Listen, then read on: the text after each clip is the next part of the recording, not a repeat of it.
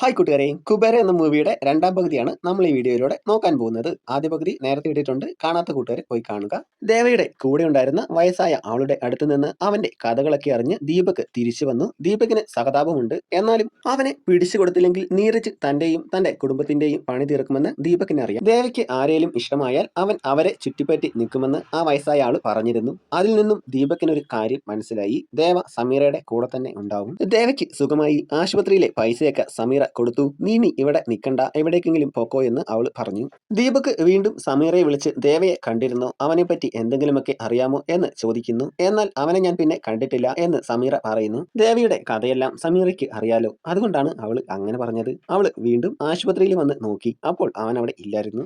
എന്നാൽ ദേവയാകട്ടെ അവൾക്ക് ഇഷ്ടപ്പെട്ട ഭക്ഷണവും വാങ്ങി അവളുടെ ഹോസ്റ്റലിലേക്കാണ് പോയത്. അവൾ തിരിച്ചു വരുമ്പോൾ ദേവയെ കാണുന്നുണ്ട്. അവൾ അവന് നല്ലൊരു ഡ്രസ്സൊക്കെ വാങ്ങിക്കൊടുക്കുന്നു. ഇനി ഇവിടെ നിൽക്കണ്ട, വേഗം നാട്ടിലേക്ക് പൊക്കോളൂ, അവര് നിന്നെ അന്വേഷിക്കുന്നുണ്ട്. അന്ന് നീ ആശുപത്രിയിൽ വെച്ച് എന്നോട് പറഞ്ഞത് എനിക്ക് ശരിക്കും മനസ്സിലായില്ല. അവര് എന്തിനാണ് നിന്റെ പുറകെ ഇങ്ങനെ വരുന്നത്? ഞങ്ങള് 4 പേരുണ്ടായിരുന്നു. അവര് ഞങ്ങളെ നല്ലതുപോലെ പെരുമാറാനും സംസാരിക്കാനും എല്ലാം പഠിപ്പിച്ചു. പിന്നീട് ബാങ്കിലും രജിസ്റ്റർ ഓഫീസിലുമൊക്കെ പോയി അവിടെ എന്തൊക്കെയോ ചെയ്തു.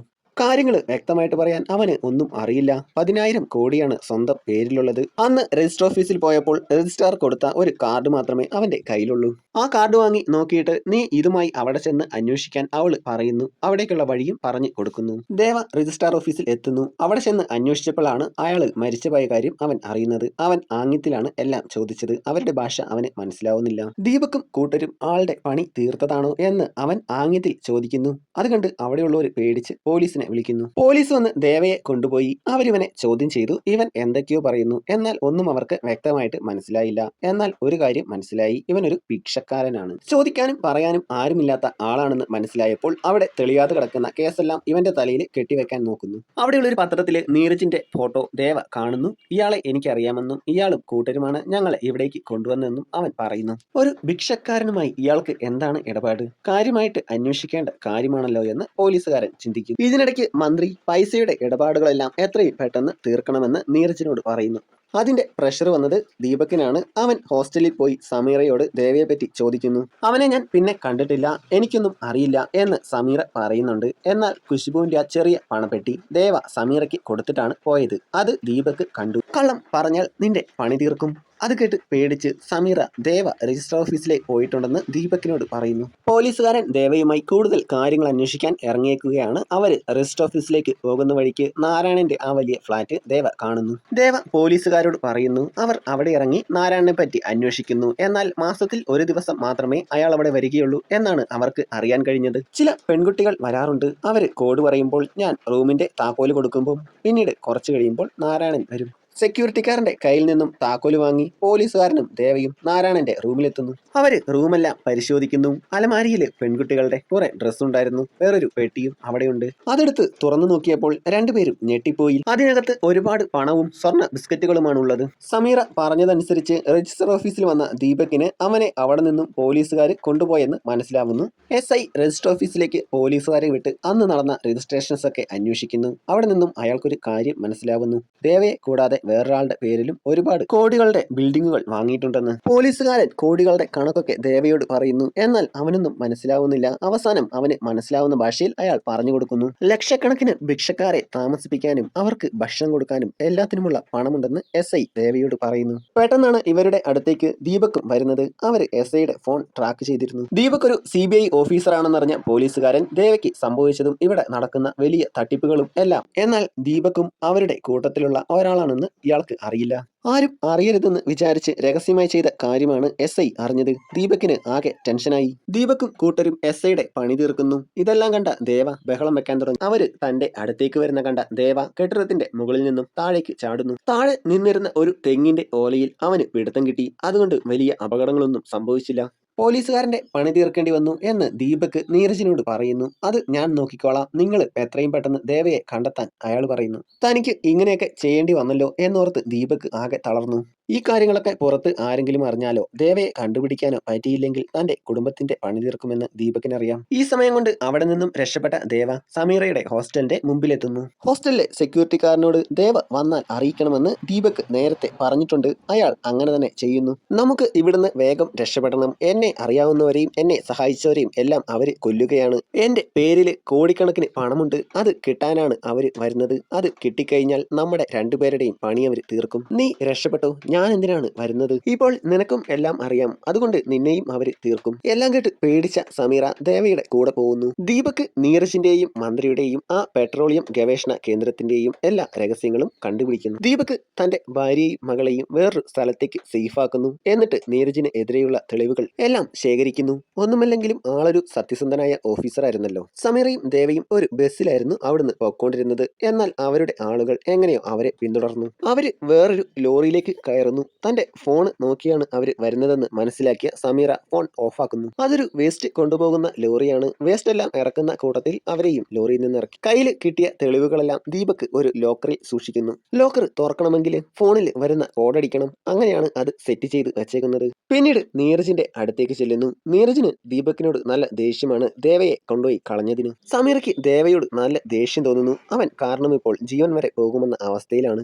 എന്റെ കൂടെ ഉണ്ടായിരുന്നവരും എന്നെ സഹായിച്ചവരും ഒന്നും ഇപ്പോൾ ജീവനോടെ ഇല്ല. അത് മനസ്സിലാക്കിയ ദേവ അവളുടെ കയ്യിൽ നിന്ന് ഫോൺ വാങ്ങി ദീപകിനെ വിളിച്ചു. ഞാൻ ഇവിടെയുണ്ടെന്നും എന്നെ വന്ന് കൊണ്ടുപോക്കാളാനും പറയുന്നു. ഇത് കാണുന്ന സമീറ പെട്ടെന്ന് വന്ന് അവന്റെ കയ്യിൽ നിന്ന് ഫോൺ വാങ്ങി ഓഫ് ചെയ്യുന്നു. അപ്പോഴാണ് ജീവൻ നഷ്ടപ്പെട്ട ഒരു ഭിക്ഷക്കാരനെ കോർപ്പറേഷൻകാര് വണ്ടിയിൽ കയറ്റിക്കൊണ്ടുപോകുന്ന അവൻ കാണുന്നത്. അതുകൊണ്ട് ദേവ അവിടേക്ക് ചെല്ലും. എന്നിട്ട് പറയും ഇയാളെ ദഹിപ്പിക്കണം, അല്ലെങ്കിൽ അടുത്ത ജന്മവും ഇയാള് ഭിക്ഷക്കാരനായി തന്നെ ജീവിക്കേണ്ടി വരും. സ്വന്തം ജീവൻ വരെ പോകുന്ന സാഹചര്യമാണ്. എന്നിട്ടും ദേവ ഇങ്ങനെ പറയുന്നത് കേട്ട് സമീറയ്ക്കും സങ്കടമാവുന്നു. എന്നിട്ട് ദേവ സമീറയും കൂട്ടി രാവിലെ പോലീസുകാരനുമായി പോയ ഫ്ളാറ്റിൽ അവിടേക്ക് പോകുന്നു. സെക്യൂരിറ്റിക്കാരനോട് കോഡ് പറഞ്ഞാൽ താക്കോല് തരുമെന്ന് അവളോട് പറയുന്നു. എന്നിട്ട് അവൻ കോഡ് പറഞ്ഞു കൊടുക്കുന്നു. രാവിലെ സെക്യൂരിറ്റി പറഞ്ഞതെല്ലാം ഇവൻ കേട്ടിരുന്നു. ഇവൻ എന്തിനാണ് ഇങ്ങനെയൊക്കെ ചെയ്യാൻ പറയുന്നതെന്ന് സമീറയ്ക്ക് മനസ്സിലായില്ല. എങ്കിലും അവൻ പറഞ്ഞ പോലെ അവൾ അനുസരിച്ചു. സെക്യൂരിറ്റിക്കാരനോട് കോഡ് പറഞ്ഞു. അപ്പോൾ അയാൾ താക്കോല് കൊടുത്തു. അവര് നാരായണന്റെ ഫ്ളാറ്റ് തുറന്ന് അകത്ത് കയറി. രാവിലെ പോലീസുകാരന്റെ കൂടെ വന്നപ്പോൾ കുറെ പണവും സ്വർണ്ണ ബിസ്ക്കറ്റുകളും ദേവ കണ്ടതാണ്. എല്ലാം അതേപോലെ തന്നെ അവിടെയുണ്ട്. എല്ലാം കണ്ട സമീറ ഞെട്ടിപ്പോയി.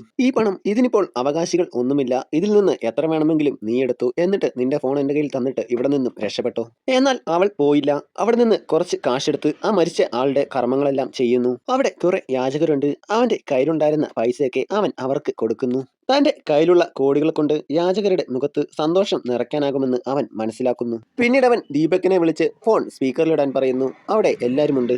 എന്നെ കൊണ്ട് നിങ്ങൾ കുറെ കാര്യങ്ങൾ ചെയ്യിച്ചു. അതിനെല്ലാം എനിക്ക് പൈസ വേണം.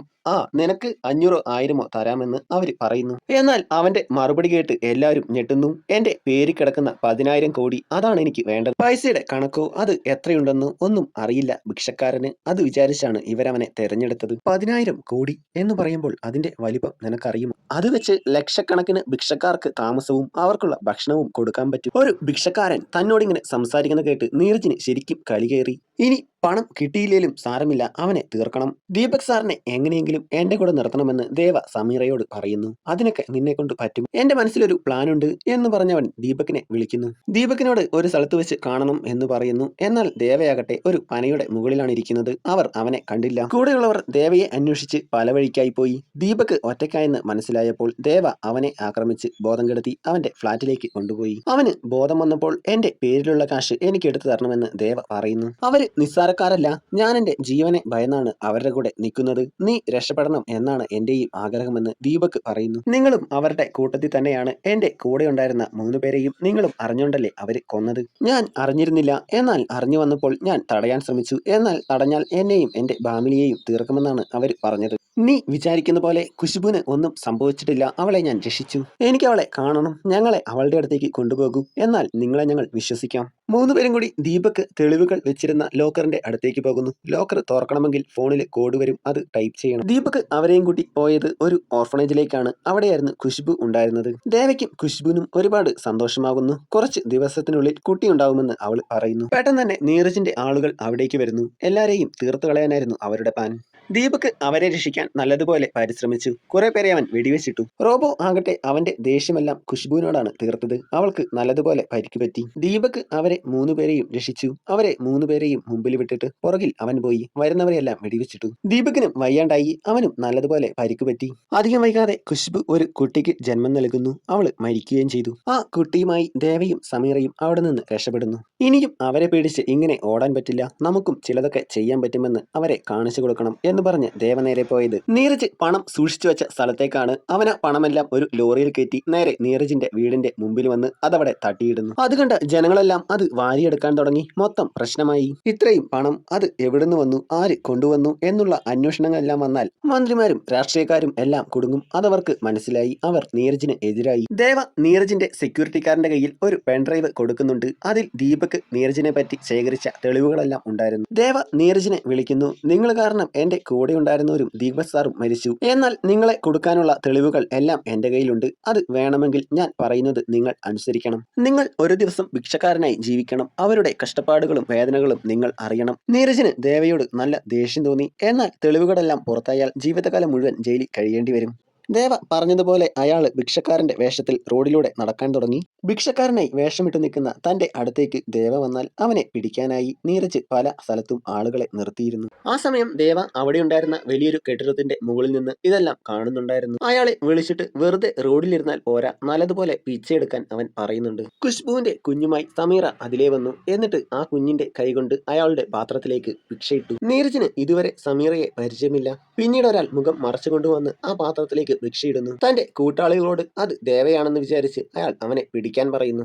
എന്നാൽ അത് ദേവ ഏർപ്പാടാക്കിയ ആരോ ആയിരുന്നു. ഇയാളുടെ കൂട്ടാളികളെല്ലാം അയാളുടെ പുറകെ പോയി. നീരജ് ഒറ്റയ്ക്കായെന്ന് മനസ്സിലായപ്പോൾ ദേവ പുറകിലൂടെ വന്ന് അയാളുടെ തലക്കടിച്ച് ബോധം കെട്ടി അയാളെ അവിടെ നിന്ന് കൊണ്ടുപോയി. വലിയൊരു വേസ്റ്റ് കൂനയുടെ മുകളിലേക്കാണ് അയാളെ ഇട്ടത്. ബോധം വന്നപ്പോൾ വേസ്റ്റ് കൂനയിൽ കിടക്കുന്ന അയാൾക്ക് അവനെ കണ്ട് നല്ല ദേഷ്യം വന്നു. കണ്ണു തുറന്നു നോക്കുമ്പോൾ സമീറയും ദേവയും, ദേവയുടെ കയ്യിലൊരു കുട്ടിയുമുണ്ട്. അയാളാണെങ്കിൽ കുട്ടിയെ തട്ടിത്തെറിപ്പിക്കുന്നു. ദൂരേക്ക് വീണ കുട്ടിയുടെ ബോധം പോയിരുന്നു. സമീറ കുട്ടിയെ വിളിച്ച് കരയാൻ തുടങ്ങി. അല്പസമയം കഴിഞ്ഞപ്പോൾ കൊച്ചിന് ബോധം വന്നു. ദേവയും നീരജും തമ്മിൽ ഫൈറ്റായി. ദേവ ഇതുവരെയുള്ള എല്ലാ കണക്കുകളും തീർത്തു.